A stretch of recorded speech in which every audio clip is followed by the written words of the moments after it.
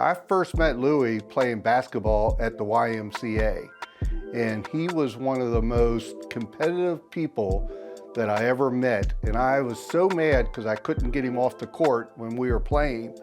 And then when I started playing football with him, you don't get too many guys that are 6'8" when you're a quarterback that you get to play with. And he was the first guy that was that big, and he had a way of getting in the huddle and telling you, if you need me, just throw it up there.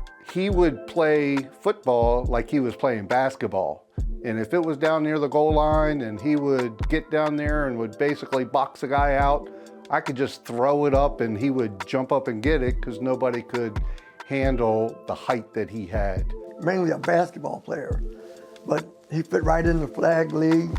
He always ran down the sideline. They just threw it way up for him, you know. And you're gonna have to fight with him to get it. But I'm glad I never had to, deal with him. He was one of those guys that smiled all the time and did what he come there to do. He was involved in basketball, which is something my son really loved. He took my son under his wing when my boy was, I think he was like 14 years old, and we was playing in a tournament up at Fort Ritchie, and Lou brought my son out with all these superstars of that time of basketball in this area. I mean, what can you say? Had a great heart. Just, me being 5'11", him probably 6'4" or whatever he was, a lot taller than me, that's for sure. So definitely a challenge to play against him, and always had some pretty good games against him, but man, I mean, you had to be on top of your game to play against Louis, for sure. First time I met Big Lou was when I first started playing football, Bush football. Bush had a half a team. They had guys from Hagerstown and the guys from the Frederick up the road. So like in the summertime, we'd practice in Hagerstown, and then during the season, we would like pick Marysville, someplace closer, we get halfway.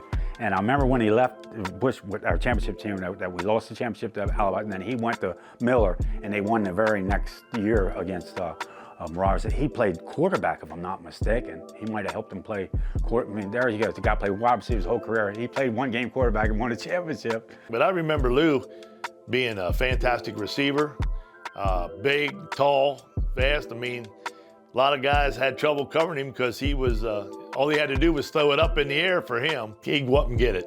There wasn't too many could cover him. It was always about that apple pie. That's what I liked about him. He'd make that apple pie, man, we'd drink the hell out of it.